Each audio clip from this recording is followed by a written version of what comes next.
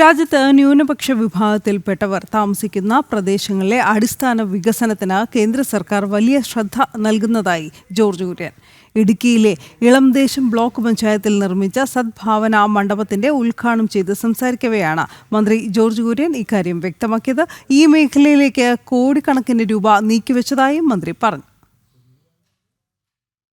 കേന്ദ്ര ന്യൂനപക്ഷ മന്ത്രാലയം പ്രധാനമന്ത്രി ജൻവികാസ് കാര്യക്രം പദ്ധതി പ്രകാരം 1,40,00,000 രൂപ വിനിയോഗിച്ചാണ് വെള്ളിയാമറ്റം പഞ്ചായത്തിലെ കറുകപ്പള്ളിയിൽ സദ്ഭാവന മണ്ഡപം നിർമ്മിച്ചത്.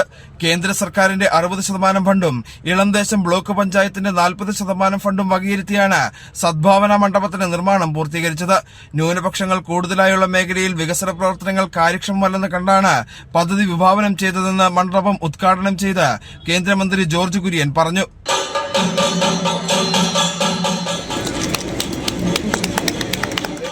ഇളംദേശം ബ്ലോക്കിലെ 1,40,00,000 രൂപ മുതൽ മുടക്കി ഈ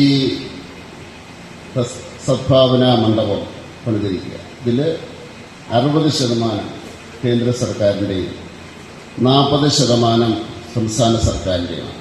ഇത് ന്യൂനപക്ഷങ്ങൾ 25% കൂടുതലുള്ള പ്രദേശങ്ങളിലാണ് ഈ പദ്ധതി നടപ്പിലാക്കുന്നത്. പക്ഷേ പദ്ധതി എല്ലാവർക്കും വേണ്ടിയാണ്.